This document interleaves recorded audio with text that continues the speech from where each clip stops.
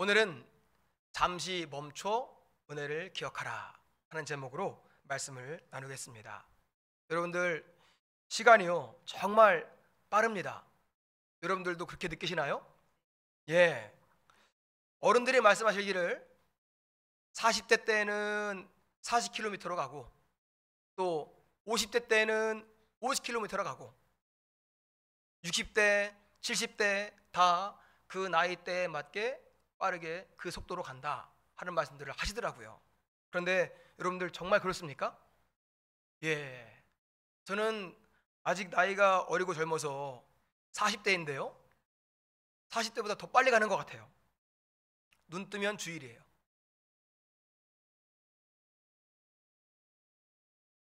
어제 최혜림 집사님이 그런 얘기 해주더라고요. 옛날에 이런 일이 있었대요. 어떤 사람이 교회를 가기 싫어해가지고 엄마가 깨웠대요. 교회 가야지, 교회 가야지. 그랬더니 이 사람이 안 가 이랬대요. 그래서 엄마가 그랬대요. 가야지, 넌 목사잖아. 그랬대요. 그런데 여러분들, 참 다행히 저는 한 번도 그런 적이 없었습니다. 예. 은혜 받고 나서는 교회 가는 게 그렇게 좋더라고요. 정신없이 빠르게 살다 보면은요 나의 위치와 상황과 나의 모습을 돌아보기가 어렵습니다. 왜냐하면 앞만 보고 달려가기 때문에 그렇습니다. 그래서 우리에게는 잠시 멈춰서는 시간이 필요합니다. 여러분들이 많이 알고 계시는 해민 스님이라는 사람이 있습니다. 그 사람이 쓴 멈추면 비로소 보이는 것들이라는 책이 있는데요, 그 책에도 바쁜 경쟁 사회 속에서 잠시 멈춰서 자신을 돌아보라 하는 내용이 있습니다. 바쁜 세상 속에서 잠시 멈춰서 나의 삶을 돌아보라. 다 아는 얘기입니다. 그런데 그렇게 하기가 어렵습니다.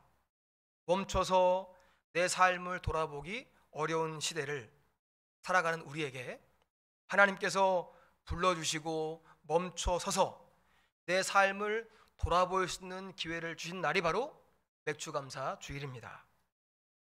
벌써 2025년의 절반이 지났습니다. 오늘은 하나님의 은혜 안에 멈춰 서서 지나왔던 상반기를 돌아보고 이제 하반기를 준비하는 자리입니다.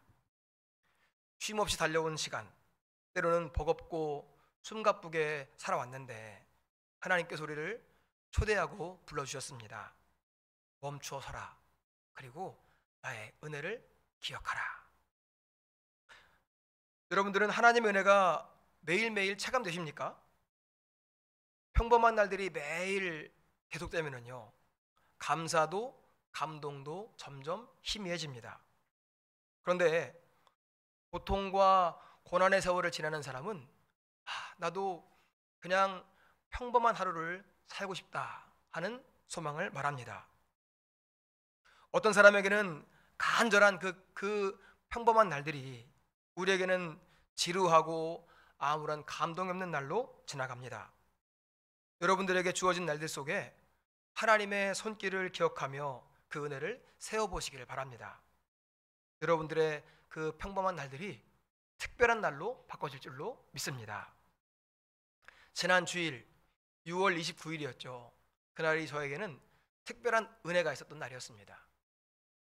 매월 마지막 주일에 우리가 노방전도를 하는데요, 이번에는 여름에 부채로 전도하려고 부채를 다 맞추고 부채가 수요일날 온다 하는 소식을 들었습니다. 그래가지고요 막 기대되는 거예요. 이거 가지고 전도해야지. 그래가지고 일기예보를 봤습니다. 그랬더니 아침에도 점심에도 저녁에도 비가 온다는 거예요. 그래가지고 제가 수요 예배 때 예배 참석한 분들에게 말했습니다. 돌아오는 주일날을 우리가 노방전도 해야 되는데 비가 온다고 하니 비 오지 않기를 위해서 기도합시다. 기도했어요. 그리고 나서 이틀 뒤에 금요일날 봤더니요 뭐라 나냐면 오후에 개입니다 그러는 거예요. 그래가지고 오전에만 비가 온다는 거예요. 그래가지고 감사합니다 그랬어요. 그런데 생각났어요. 뭐가 생각나냐면 우리 동네에서 걸어서 교회 오시는 분들, 특별히 교회 온 지 얼마 안 되신 새신자분들이 비 오면은 교회 오시기가 어렵겠다. 그래서 하나님께 다시 기도했습니다. 하나님, 이왕 비를 걷어주신 거 아예 싹 다 걷어주세요. 여러분 생각해 보세요. 지난 주일날 비 왔어요? 안 왔어요? 안 왔죠? 요즘에 비 안 오는 마른 장마라고 다 걱정하는데 모르겠어요. 저는 그날 응답 받았습니다. 사람들은요, 아유 그런 거 어딨어, 우연이지 라고 말할 수 있지만 기도한 사람들은 그렇지 않습니다. 하나님께서 나의 기도를 들으셨고 우리가 전도하기에 좋은 날, 예배하기에 좋은 날 주셨다고 인정하면 그것이 하나님께 우리의 기도가 상달된 것이고 하나님께서 우리의 삶 가운데 개입하는 역사가 된 줄로 믿습니다. 이렇게 기억하면은요, 하나님의 은혜가 내 삶에 임하게 되고 그것을 내가 세워보게 되면 내 삶은 매일매일 하나님의 은혜로 채워지게 되는 줄로 믿습니다. 오늘 우리는 맥주감사주일로 예배를 드리고 있습니다. 소확한 곡식에 대한 감사의 마음과 하나님의 은혜로 내가 여기까지 왔습니다 라는 고백을 드리는 예배입니다. 여러분들, 오늘은요, 생각을 잠시 멈추고 하나님의 은혜를 기억하며 우리의 심령이 하나님께로 회복되고 또 흐트러져 있던 우리의 믿음의 방향을 다시 세우는 오늘 한 날이 될 수 있기를 소망합니다. 오늘 말씀 통해서 은혜를 나누겠습니다. 첫 번째로 하나님의 은혜 안에 있음을 기억해야 합니다. 오늘 말씀 출애굽기 23장 16절입니다. 같이 읽겠습니다. 시작. 맥주절을 지키라. 이는 내가 수고하여 밭에 뿌린 것의 첫 열매를 거둠이니라. 수장절을 지키라.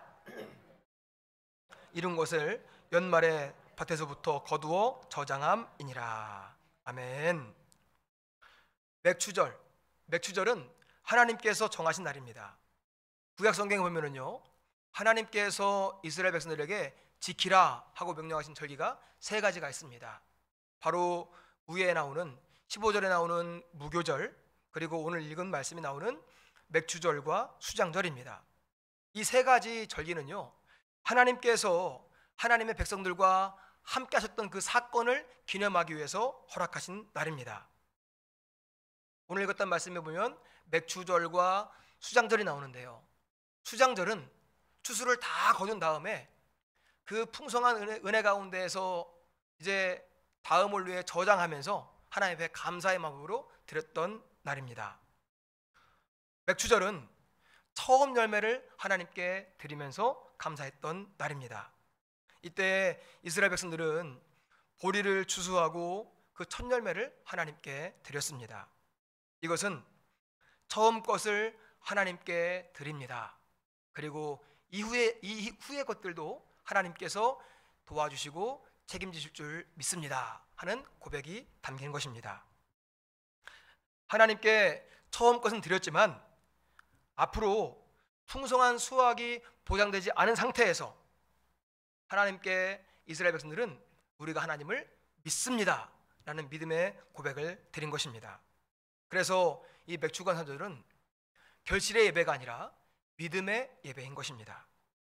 다 이룬 후에 드린 감사가 아니라 시작할 때 드렸던 감사였습니다. 한 열흘 전에 제 안사람이 옥상에서 따온 고추라고 하면서 조그만 거를 몇 개 가져왔습니다. 진짜 볼품이 없었습니다. 그러면서 저한테 이제 햇빛 잘 받으면 더 많이 딸 거고 그러면 이제 성도님들이랑 같이 먹을 수 있겠다 하고 말하는 겁니다. 그러니까 지금은 보잘것없는 작은 고추이고 몇 개 안 되는 고추였지만 하나님께서 더 많이 주실 것이다, 그리고 우리 함께 나눌 것이다 하는 믿음이 담겨있는 말이었습니다. 그랬더니요, 오늘 우리가 이제 먹게 됩니다. 이따 보시면 됩니다. 놀랬습니다. 이렇다니. 하나님은요, 열매보다 우리의 믿음의 자세를 보십니다. 믿음을 담은 감사는 결과를 보고 그 결과에 따라서 드리는 감사가 아니라 시작할 때 믿음을 담아서 드리는 감사입니다. 하나님께서 인도하셨다 하는 것을 믿고 하나님께 처음 것을 드리는 것입니다. 우리는 많은 것을 계산하고 많은 것을 계획하며 삽니다. 그런데 믿음의 사람은 하나님의 뜻과 하나님의 때를 따라서 움직이는 사람입니다. 하나님께서 우리에게 절기를 주신 이유는 하나님의 때를 따라서 움직이고 우리가 하나님의 시간을 기억하고 하나님의 은혜를 잊지 않게 하시려는 하나님의 배려입니다. 그래서 신명기 8장 10절과 11절은 이렇게 말씀합니다. 같이 읽겠습니다. 시작. 내가 먹어서 배부르고 내 하나님 여호와께서 내게 옥토를 주셨으므로 말미암아 그를 찬송하리라. 내가 오늘 내게 명하는 여호와의 명령과 법도와 규례를 지키지 아니하고 내 하나님 여호와를 잊어버리지 않도록 삼갈지어다. 아멘. 이 말씀을 보면은요, 10절의 맨 처음 부분은 먹어서 배부른 때를 말하고요, 11절의 맨 끝 부분은 하나님을 잊어버리지 말라고 말씀합니다. 사람은 풍요로울 때 하나님을 잊어버리기가 쉽습니다. 배고플 때는 절박하게 기도하는데 배부르면 기도가 멈춥니다. 기도한다고 해도요, 그렇게 절박하지 않습니다. 슬플 때는 눈물로 기도하며 하나님을 찾지만 기쁠 때에는 하나님 없이도 웃습니다. 출애굽기 23장 16절에서 처음 열매를 거뒀을 때 그때 절기를 지키라 하고 말씀합니다. 왜 그렇습니까? 감사를 잊지 않게 하기 위해서였습니다. 내 삶의 중심에 하나님을 모시도록 하기 위해서였습니다. 절기를 지키는 것은 그냥 전통이 아닙니다. 하나님을 향한 믿음의 고백입니다. 이 모든 것들이 하나님의 은혜로 나에게 왔습니다 하는 것을 고백하는 날입니다. 사랑하는 성도 여러분, 감사는 믿음입니다. 믿음이 없는 사람은 하나님께 감사할 수가 없고 감사하지 않는 사람은 믿음이 식어질 수밖에 없습니다. 감사하는 마음에는 그 마음에 하나님이 계시지만 불평하는 사람의 마음에는 그 중심에 자기 자신이 있습니다. 감사는 하나님께서 하셨음을 인정하는 믿음의 고백입니다. 그러므로 감사는 하나님의 주권을 인정하는 예배의 마음입니다. 그래서 감사는 하나님께서 나에게 주신 것을 다시 올려드리는 믿음의 순종입니다. 하나님은 우리에게 말씀하십니다. 내가 너희를 먹였다. 내가 너에게 비를 주고 햇빛을 주었다. 내가 너희를 살렸다. 그래서 이 맥주감사주일은 하나님의 인도를 기억하며 우리가 매 순간마다 하나님의 은혜 안에 있음을 기억하는 시간입니다. 이제 그 은혜 안에서 살아왔던 올해의 상반기를 돌아보고 기억하시기를 바랍니다. 두 번째로, 오늘까지의 은혜를 기억해야 합니다. 2025년 상반기를 지낸 여러분들께 여쭙겠습니다. 여러분들 올해 어떻습니까? 어떠셨습니까? 최근에 만났던 성도님께 제가 여쭤봤습니다. 요즘에 재밌는 일 있으세요? 성도님 저에게 말씀하셨습니다. 요새 재밌는 일 있는 사람 있어요? 여러분들은 어떻습니까? 기도보다 한숨이 많았어요. 계획은 많았지만 열매를 많이 맺지 못했어요. 감사해야 되는 줄 알지만 별로 감사하지 못했어요. 올해의 절반을 지내면서 좋은 일도 있었지만 근심도 많았고 우는 날도 있었지만 때로는 외롭게 우는 날도 있었습니다. 그러나 그럼에도 불구하고 그 모든 순간에 하나님은 우리를 놓지 않으셨습니다. 우리를 놓지 않으신 하나님께서 우리에게 말씀하십니다. 신명기 8장 11절의 끝부분입니다. 내 하나님 여호와를 잊어버리지 않도록 삼갈지어다. 하나님은 왜 잊지 말라고 강조하셨을까요? 인간은 받은 은혜를 쉽게 잊어버리기 때문입니다. 이스라엘 백성들을 보면 답답하고 한심할 때가 참 많습니다. 출애굽기 보니까요, 홍해가 갈라진 것을 보았습니다. 하늘에서 내려주신 만나를 체험했습니다. 바위에서 물이 나왔습니다.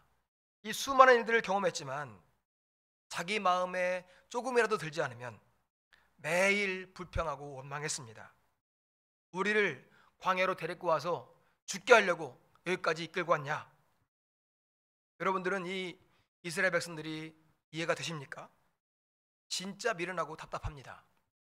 그런데 가만히 생각해 보면 저도 여기서 다른 게 없습니다. 어쩌면 더 실망스러울 때가 한두 번이 아닙니다. 은혜를 받은 사람도 시간 앞에서는, 그리고 고난의 시간 속에서는 그 은혜를 잊어버립니다. 그래서 우리는 일부러라도 기억하는 훈련을 해야 합니다. 우리 교회도요, 감사일기, 기도일기를 쓰는 분들이 계십니다. 왜냐하면 잊지 않고 기억하기 위해서입니다. 감사는 기억에서 시작됩니다. 왜 감사하지 못할까요? 상황이 힘들어서가 아닙니다. 그 감사했던 기억을 잊어버렸기 때문입니다.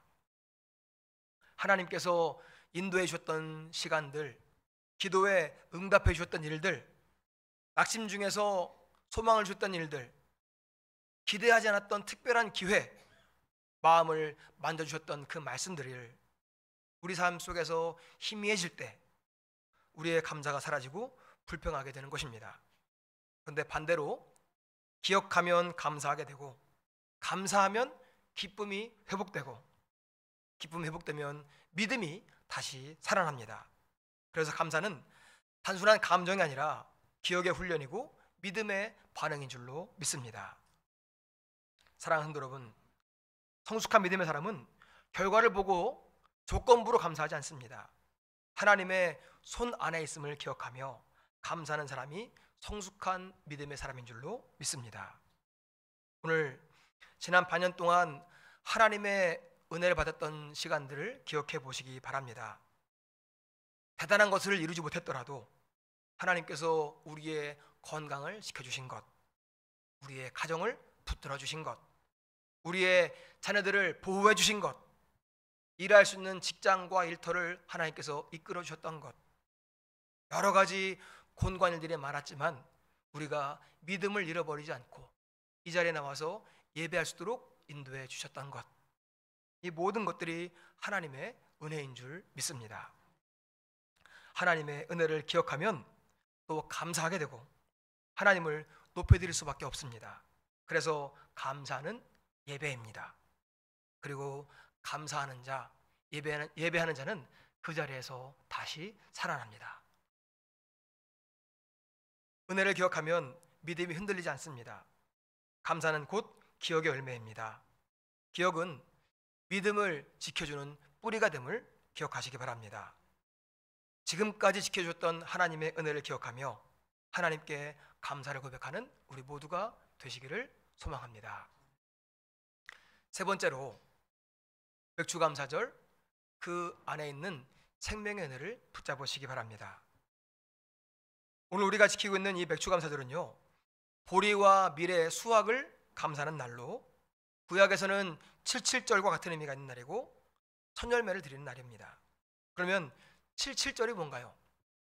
77절, 7일씩 7주, 77은 하시라고요.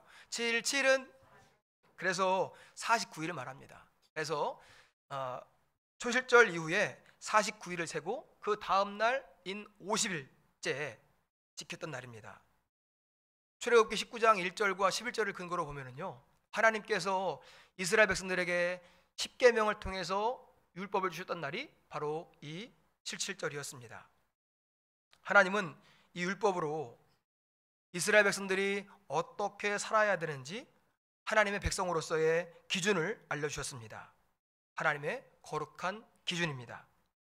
율법은요, 죄를 깨닫게 하지만 우리를 구원할 수는 없습니다. 율법은 좋은 것이지만 우리가 죄인이기 때문에 율법 아래에 있으면 정죄를 받을 수밖에 없습니다. 그래서 하나님은 신약의 오순절에서 성령을 보내주셨습니다. 오순절은 다섯 오 열순, 5 곱하기 10 몇이에요? 50. 그래서 초실절 후에 50일 되는 날, 그러니까 77절이랑 같은 날이었습니다. 사도행전 2장을 보면 이 오순절에 성령을 내려주십니다. 성령을 받은 베드로가 설교할 때 3,000명이 회개하고 예수님을 믿게 됩니다. 사도행전 2장 38절, 같이 읽어보겠습니다. 시작. 베드로가 이르되 너희가 회개하여 각각 예수 그리스도의 이름으로 세례를 받고 죄 사함을 받으라. 그리하면 성령의 선물을 받으리니. 아멘. 구약의 77절에서 받았던 율법을 통해서는 죄를 깨닫게 하셨습니다. 그리고 신약의 오순절에서는 회개함으로 죄 사함을 받고 예수님의 이름으로 세례를 받는 성령의 선물을 받게 된 것입니다.